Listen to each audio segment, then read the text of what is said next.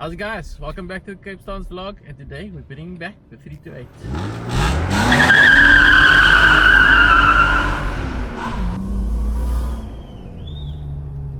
And she's alive.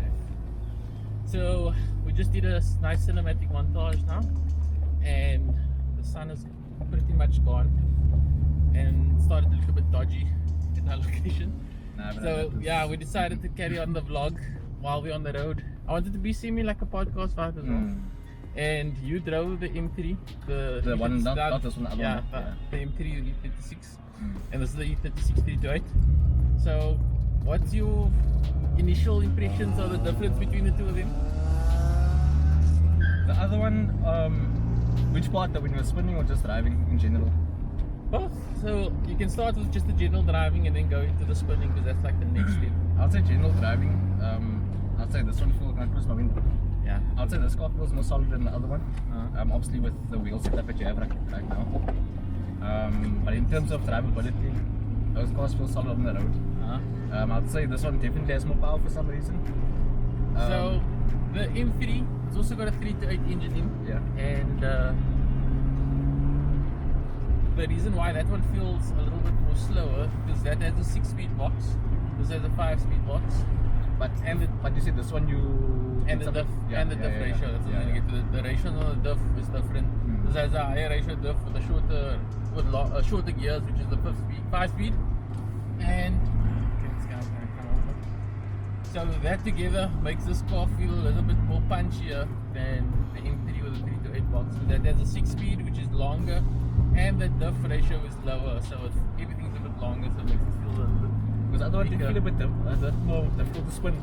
Yeah, so cars are old now, and I didn't do like as much maintenance as I've done on this one. And that clutches on that diff needs to be done. So with everything being weaker, it's also the clutches are slipping on the diff, so it just didn't kick out as easy.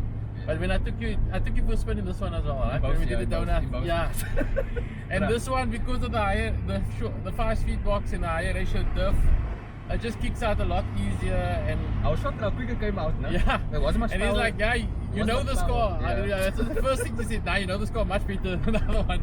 But it's still the same driving skill. It's just that car doesn't kick out as easy. So you have to like really rev the thing.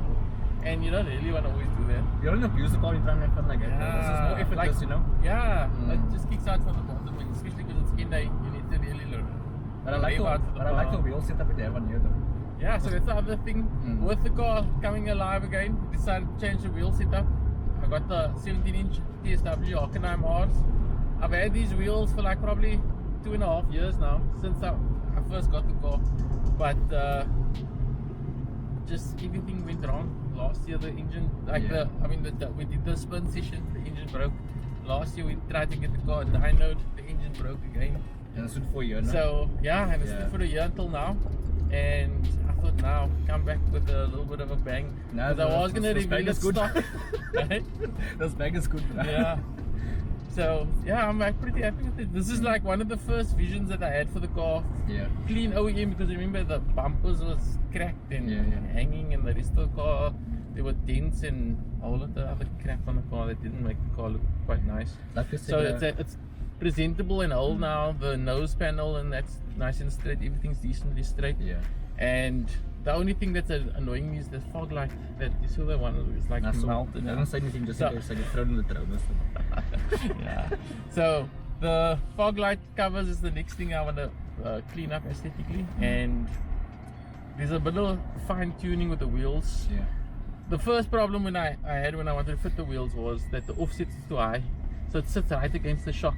So I'm currently running 20mm spaces, spaces I had at home, to get them away from the coilover, and now we can actually drive with them on. But the 20s are a little bit too wide. I need to go down to about 15 because I'm getting a little bit of rubbing, so I actually had to lift the car. This is like high. And you said you're running coilover setup in the sky and that one? Yeah, both have JOM coilovers. That is crazy. I had to get that shit in the vlog. Yeah, we must get another angle for the forward.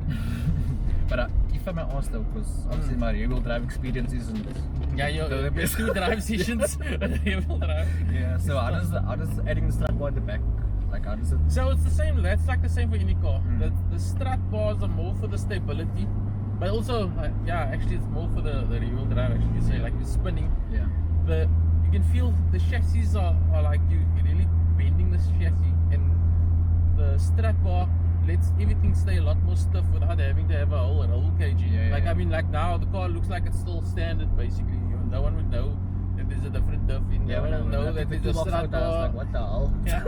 There's a rear strut bar running across each strut, and it's very noticeable when you open the boot. And that helps with when you're sliding and you're doing your transitions, that it feels a little bit more solid. So I still need to do the front strut bar, and I'm going to do front camber plates, and then maybe extended lower control arms to get some negative camber in front. But that's like the next few steps that I'm going to approach now. But for now, it's driving. Yeah, so the car's driving, it's on the road. Yeah.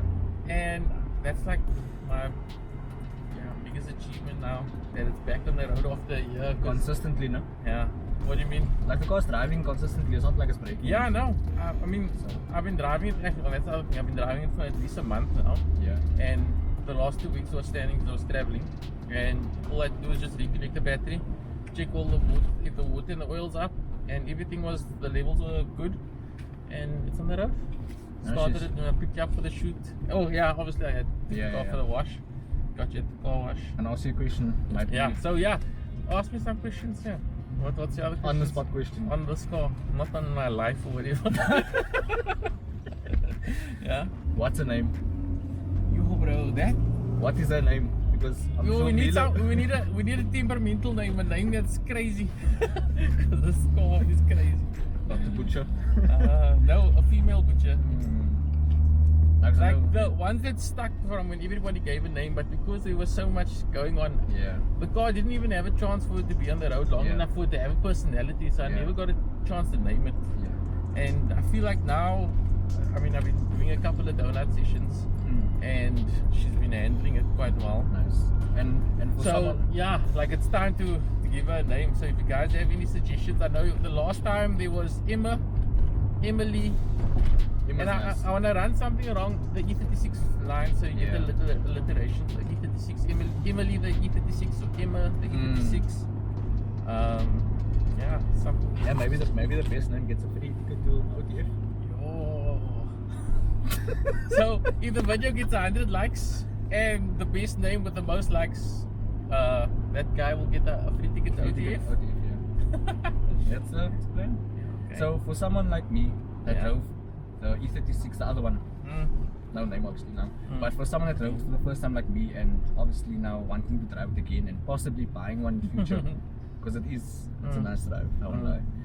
What would you recommend a first time buyer to look out for? Because obviously having the car stand for a year. So I actually did a vlog on this. Did you? Yes. I didn't watch it. Sorry. Yeah, it's a long time ago. This is when I got the 328, and it's common faults to check for on your E36. I'll link it on the top. You guys can watch that one.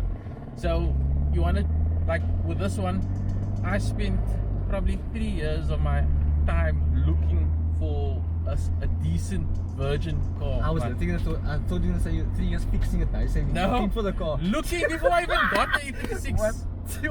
I wanted the E36 probably like 6 years ago, like when I bought the wagon, 2017. 7 years ago. That's when I was already now into the BMW phase.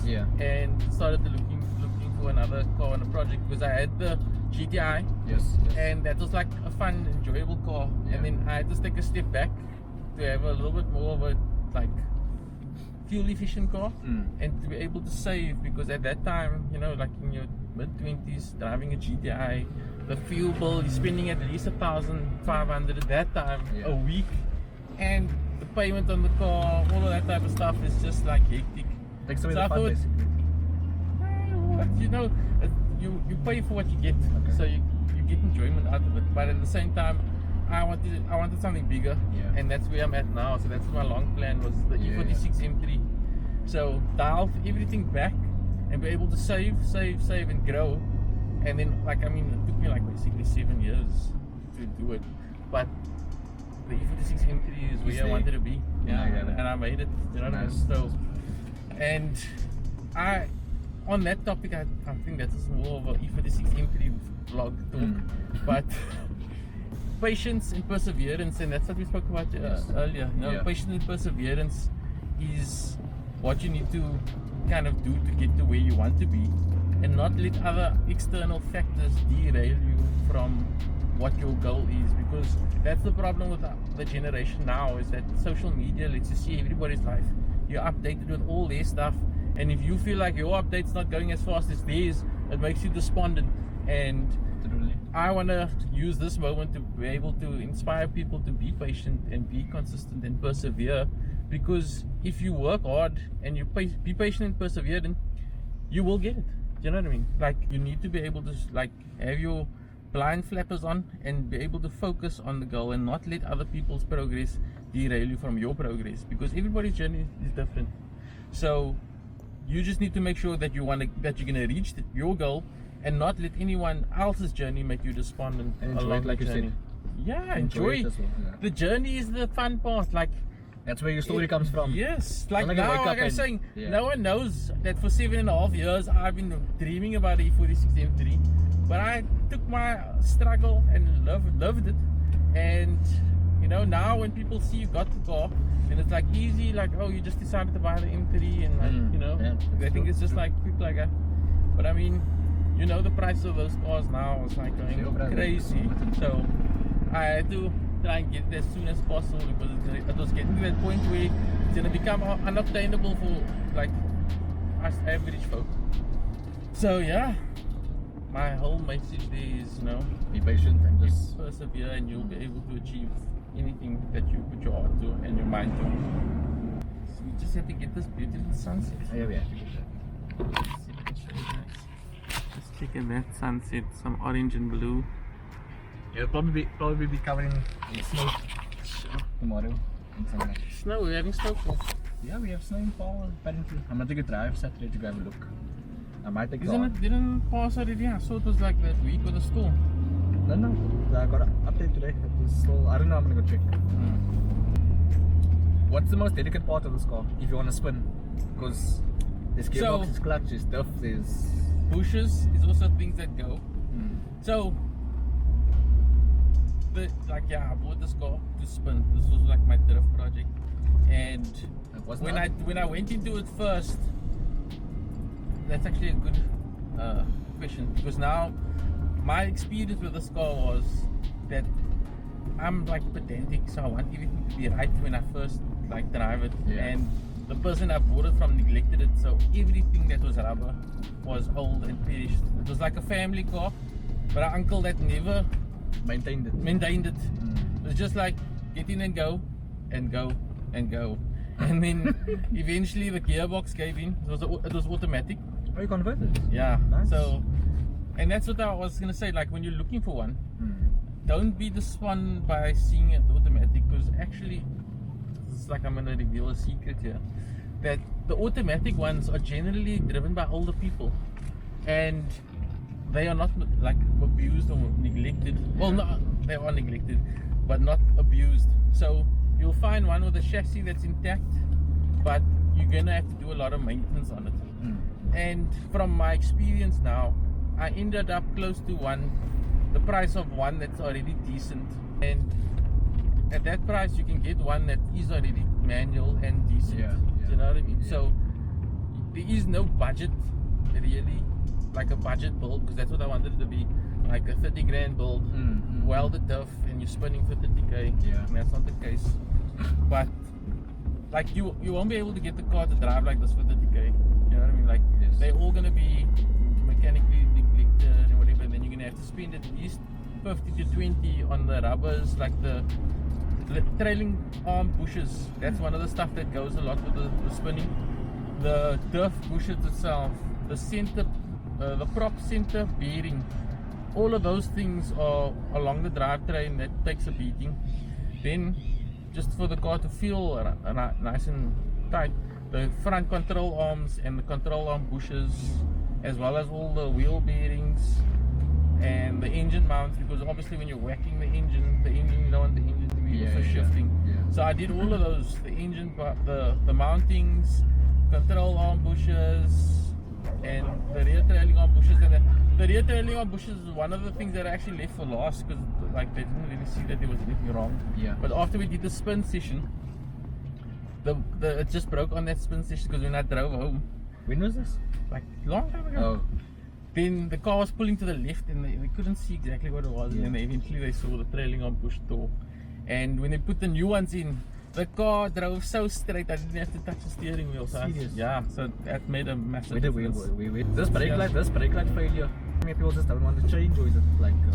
It's like Because most that cars time don't the- do it. the electronics on these cars, this is like a common E36 fault. Like it always is the brake light failure, tail light failure, number light failure, number plate light, All the and same washer fluid low. Input. So I didn't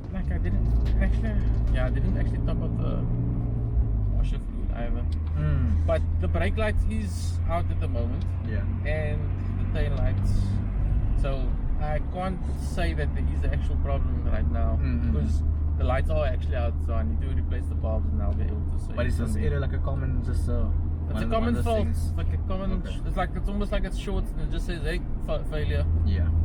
I can't swear, but bloody high mileage. You can say the number. Yes, even say that number. You'll be like Jacob Zuma. 600 million. 316,000 and 315. Yeah. Is that like? That's real. Because I wouldn't anticipate a car like this to have that mileage and drive. Obviously. What's the maintenance though? So that's what I'm saying now. This uncle daily drove this thing until it died. Yeah. And So the car was dead when you got it. well, the box, Okay. like it was on its way out actually. Car was smoking, and I thought it wasn't smoking that much when I revved it. It was like black. I think the black was mixed with the white. There was so much smoke. And also the car was stuck in one gear, and then I drove it around the block, and then I looked and I revved it. I had someone else look at it and they said that was good. Anyways, I was excited. I was paying less than 20 grand for a E36 328. Let's go, this project's on. And then just stopped it there. And I immediately took it to my mechanic, Uncle Noah, and that's when he started to now do the manual swap. And the manual swap was actually not too bad. Shamil from BMW Space, they gave me all the parts for the manual swap, and then whatever part is wrong, I can go back and exchange it for the right part. So it wasn't like a lot of guys try and find a donor car on marketplace. Take the pieces that you need. Then when you lose or you can't find a part, then you kind of have to continue that search again. All I had to do was go back to Shamil's. They pulled one off from another car, or we fitted it. So in a short period of time, I mean, the manual swap was done, because there's the problems that you can face with the manual swap are you can get different lengths of the shafts, the gear selector shafts. You can get different lengths of the boxes. So, not the boxes. You can get different lengths of the prop shafts. So you can have this 5-speed manual box, but the prop shaft can come from multiple other cars. And then if you, like we had that, the center bearing didn't mount in the right place. So now, even though the bolts mount to the box, once it's there, if the center bearing doesn't link up to the right spot, then you obviously can't mount the rest of the prop. So we had the wrong prop, we had to take the prop back, we had the wrong linkage. So all of that I had experience to go back and forth, probably like 4 or 5 times back, just to be able to get the right parts, even though they were like, no, this is the kit. But all in all, those 3 rounds did make a right purchase. Yeah, no, of course. I mean, you can see the box has been running now for the. That's because the box have had no issues with the box. Yeah. It's been more engine issues, and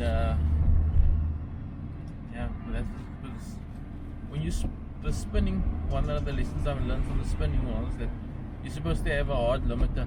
So I've set that on the you mentioned the first M3, one. yeah.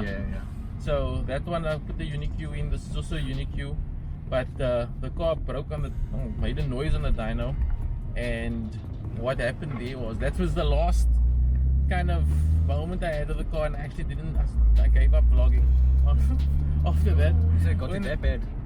Yeah, so the last thing that the experience with this car was, took it to Herman from Hat Dynamics. Car's supposed to be tuned, fit the UniQ, and on the dyno, they did the first run, and it sounded like there was a bearing knock, something was rattling on the engine. He says no, he's not going to tune it any further because he's going to try and save the motor. So we got there, he started it for me, and when he started it, the sound was there, and while he's talking, I made a recording, and the sound went away. So he was like, what the hell? He's like, if it's a bearing knock, the sound will never go away. Yeah. So there's something else here. And then he's like, okay, switch it off, take it to a mechanic, then open up and see what's going on here because and save this thing. And that's what we did. We towed it to the mechanic, I left it there, and I was like, I'm not ready financially to go into this again because it was like 3,000 kilometers after I just did the engine again after the spinning thing that this happened. And I was like, nah, let this thing rest. So it rested for a year, exactly a year, July last year, and then this year July the car's back on the road again. And one of the seats for the valves in the head came loose, and it fell into the engine. Whoa. And it knocked one of the pistons. Wait. Don't say it again.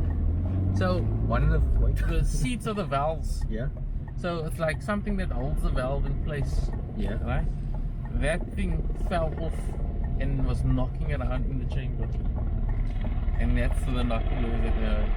So when they took the head off, they saw one of the pistons had pitting marks on there, and that's why. But you sure? So Damn. so at least it wasn't like totally catastrophic like the engine seized or anything. They took the head off, sent it back to machine. So this is what I did now. They sent it back for machining. We sorted out the piston, put everything back together again, and now it's back on the road again. On the road, you see the car. the owner. Yeah. So Yeah, like now the car is back on the road, and I'm deciding either to sell this car, keep the car, or give it away at OTF. Are you serious? That's my thoughts. Yeah. Like, why don't I make it in some random person that comes to OTF? Because Islamically, you're not allowed to do like raffles. So I'm just gonna give it away to someone who comes to OTF. So it's not like a raffle or anything. It's just a prize for some random person that comes there. That person's gonna leave home. They're gonna leave home with another car. So that's what I'm possibly thinking. But if everything goes like, maybe I get more attached to this car, maybe I don't do that. Maybe just like, It's a little grey area you have to. yeah, I'm still deciding. So I hope you guys enjoyed that vlog, a little bit of a podcast. If you guys have anyone else you want me to drive with and have a conversation with, comment on the names below. Like, who else would you enjoy seeing on a podcast or I should have a conversation with? It's kind of hard to think right now. Ernest Page is something like that. Yeah, Ernest Page. Yeah. Because he's also got a 3 to 8. He's actually a good candidate. Yeah. He's Like, actually Ernest, if you wanna be, just yeah, contact Ernest, if Tauriq. you want to be in the vlog, in the podcast, cruising with Capestance, just made the name out of the box. There we go. And then, yeah, comment down below, pop me a WhatsApp. Or if you guys have any, if you know anyone of course like Yeah, this, like possibly. anyone who's interested in E36s or anyone who has E36s that you want to see on the channel, comment their names down below, and then we can see if they are interested in being on this podcast with us. The next vlog I'm going to do is I have the M3, which is obviously the 3 to 8, not a proper M3 motor, and the 3 to 8. I'm going to do an aesthetic difference between the two, and like the overall differences on the inside as well. I'll be able to do the engine differences because obviously the engines are the same. And that's about it. So yeah, let's wrap it up. Any last updates or OTF? Any last updates? Oh, that's like I'm looking key. forward to that event. That is key. So, now you started a long thing. Trying to wrap this thing up. Is the memory card fine? So we still have 18 minutes left to 18 record. minutes. Yeah. Okay. OTF. So OTF, let's get a little bit of OTF update. Got a lot of inquiries for vendors and car pre-regs for the show, and we're busy finalizing all the nitty-gritties, like the pricing and how many cars we want to keep inside. So I've been working out spacing and numbers, because the number we have for the entire area is for the entire area, and I can't just divide the square meterage of a car and just say that's how many we're going to get in there. We need to allocate space for people to walk through, to allocate space for the vendor displays and the main sponsors to be on the floor, and then the leftover of the space will be what we can do for the how many cars we can get in there. So I'm busy sitting and working out those numbers. From August, everything will open, so pre-reg and the vendor applications, and like I'll have all the prices set and everything, even the ticket prices, all of that we're busy working out, and I'm trying to keep it as affordable as possible, because that's how Cape Town's about, you know. Everybody wants it to be a good deal, and must also obviously realize that this is like the first time there's a massive automotive expo inside Cape Town International Convention Center. So it's a big thing. So you can't expect to pay like, you know, bottom dollar for an international event, and that's going to be a big shift for everybody, obviously. But I'm having to try and find that fine balance between a little bit more expensive than the average show, but not too expensive that it like deters people from coming. Because I'm not there to milk everybody. This is a car event, automotive event, by automotive enthusiasts for automotive enthusiasts. So I'm not there to milk you guys, but I want to put something together that's going to be memorable and make it that network and just have, like, you know, just chat and stuff, and like something to look forward to every year, like a literally massive show that can be memorable every year. So I want it to be like what it used to be, an annual automotive end of year, and that's what we're bringing back now. And I want to be able to build on it each year and give South Africa something to look forward to in the end of the year. So December is like, will always be the OTF space, because it's a wrap up of all the events for the year. So like all the drags, the spinning, the what else is there? Drifting, the motocross, the rallying, everything, all automotive genres.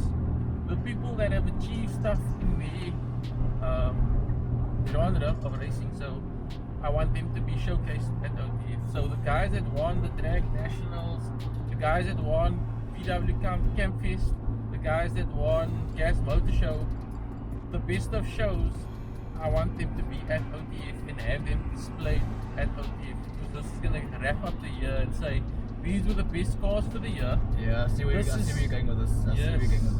And it's only the fittest. It's a celebration of all the highlights of South African vehicles for the year. Yeah, and that's like the finale at the year. That's what OTF is about. So it's not just like stance cars or whatever. It's like classic cars, vintage cars, off-road cars, motorbikes as well, motocross, superbikes, drags, spinning. So on that weekend, I'm hoping that no place decides to have a drag and drifting event, because what we actually are busy with is a drifting section outside as well. That's what I'm working on at the moment. And I'm working with Drift City, and we're going to try and put a drifting showcase outside as well, to make it not just a static event. And you're going to be with this event, eh? I'm not holding back, and we're gonna build on it each year. So, like I was saying, the race cars, the drag cars, I want them to be on display, because you can see a lot of the races are not very well attended. Like, it's mostly just the racing guys and the people that are into racing, unless it's like the drag nationals, you know, the whole of Killarney's there, but the whole of Cape Town's there, but you don't get to understand what is being done to the engine. You don't get to really see or hear the background to all of that. So, like one of those cars, or yeah, a few of those cars that won certain events will be there. Interview them, ask them about the car, have the car there on display while we're talking about it. They can show us what lengths they had to go through to complete that build. Like how they obviously fabricate things, obstacles and hurdles that they face. Share that with us so that we can also learn and grow the culture and like appreciate their struggles and not just think, oh, coming back to the point you made earlier, it's just a journey. They didn't buy the car like that. Yeah. They didn't buy the car race. Not just off a shelf and then move straight to Killarney and they won the drags. They obviously, even if it's a new car, they had to spend lots of money on it to make it faster than all the other ones. Yeah. But yeah. Gonna be a dope event. Yes, bro. So that's a little bit of a more detailed question on that quickly, which I think I might have missed it. OTF, or you can have a space for like custom builds, like people have drift tracks and like maybe cars. So we're doing all of that. So even the RCs, anything that has wheels on, it's gonna be an OTF. Cool.